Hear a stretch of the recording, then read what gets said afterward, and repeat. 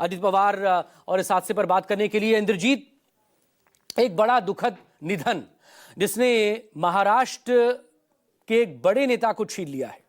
एक ऐसा नेता जो जननेता कहलाता है, एक ऐसा नेता जिसकी अपनी एक छवि है, उस राजनीतिक विरासत से अलग जिन्होंने अपनी छवि बनाई, एक दशक से ज्यादा वक्त से जो लगातार डेप्यूटी सीएम के तौर पर रहे और लगातार उन्होंने महाराष्ट्र की जो सेवा की है और महाराष्ट्र के लिए जो विकास कार्य किए हैं, आज सब उसी को याद कर रहे हैं। इंद्रजीत,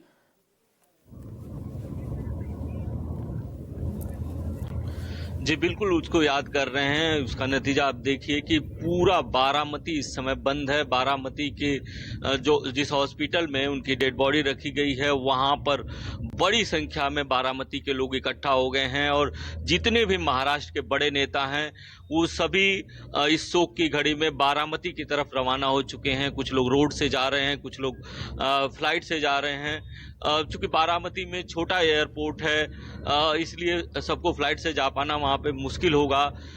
अभी इतना बड़ा हादसा हो गया है।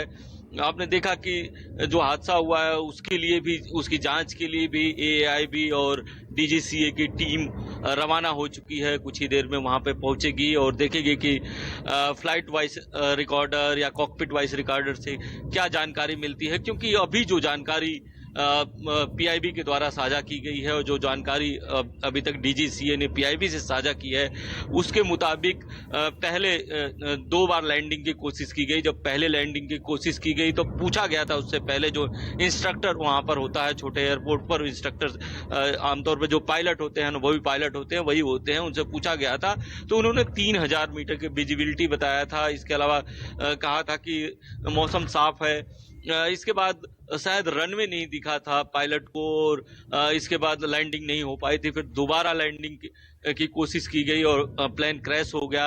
अब जांच के बाद पता चलेगा कि इसमें किसकी गलती है या कोई टेक्निकल फॉल्ट है। अभी तक कोई इसमें पुख्ता जानकारी नहीं आई है, लेकिन क्या कमियां रही ये देखना होगा, क्योंकि विजिबिलिटी की जो बात है, महाराष्ट्र में इतनी ठंड नहीं होती है कि विजिबिलिटी बहुत कम रही हो, और चूंकि 3000 मीटर की विजिबिलिटी की बात आ रही है तो इतनी विजिबिलिटी छोटे विमान को लैंड करने के लिए काफी होता है। प्रेस नोट में ये भी लिखा है कि जिस तरह से देखा गया है कि प्रेस नोट में लिखा है कि जब रनवे पूरा साफ दिख रहा है, उसने लैंडिंग के समय पायलट ने ये बातें कही हैं कि रनवे साफ दिख रहा है, तो रनवे साफ दिखने के बावजूद क्यों लैंडिंग नहीं हो पाई, ये जांच का विषय है। कुछ समय पहले तक ही जब मुंबई से ये एयरक्राफ्ट उड़ान भरा था तब तक सब कुछ अच्छा था और अचानक एक आग के गोले में तब्दील हो गया और पूरी तरह से पूरे महाराष्ट्र में एक तरह से मातम है। 3 दिन का शोक है। मुख्यमंत्री से लेकर उप मुख्यमंत्री सभी ने शोक व्यक्त किया है। अगर पूरे देश की बात करें तो पूरे देश के प्रोमिनेंट नेता हैं, उन्होंने शोक व्यक्त किया इस घटना को लेकर, चाहे प्रधानमंत्री हों, चाहे विपक्ष के नेता राहुल गांधी हों या दूसरे राज्यों के मुख्यमंत्री हों, क्योंकि पवार परिवार का जो रिलेशन है अक्रॉस द पार्टी सभी पार्टियों से है। सभी पूरे देश के जितनी भी पार्टियां हैं, सभी पार्टी के नेताओं से शरद पवार का सीधा रिलेशन है। और अजित पवार की अगर बात करें तो 4 दशक से राजनीति में थे और महाराष्ट्र की कमान पूरी तरह से, चाहे संयुक्त एनसीपी रही हो, चाहे एनसीपी में 2 फाड़ हुआ हो, पूरी तरह से महाराष्ट्र के एनसीपी की कमान उनके पास ही रही है। पहले भी एनसीपी में जितने भी नेता छोटे से बड़े हुए हैं, उनको बड़े करने में जो योगदान है अजित पवार का है। अजित पवार की एक खासियत ये भी है कि वो साफ गोई से बात करते थे। कोई भी बात उनको अगर अच्छी नहीं लगती थी तो कोई कार्यकर्ता हो चाहे नेता हो, उसके मुंह पर कह देते थे कि ये काम नहीं हो पाएगा, ये चीज अच्छी नहीं लगी। और कोई चीज उनको अच्छी लगती थी तो वो काम करने के लिए वो तैयार हो जाते थे, चाहे अपनी ही पार्टी में उनका विरोध हो रहा हो या सरकार में उनका विरोध हो रहा हो। तो इस तरह की छवि वाले नेता थे।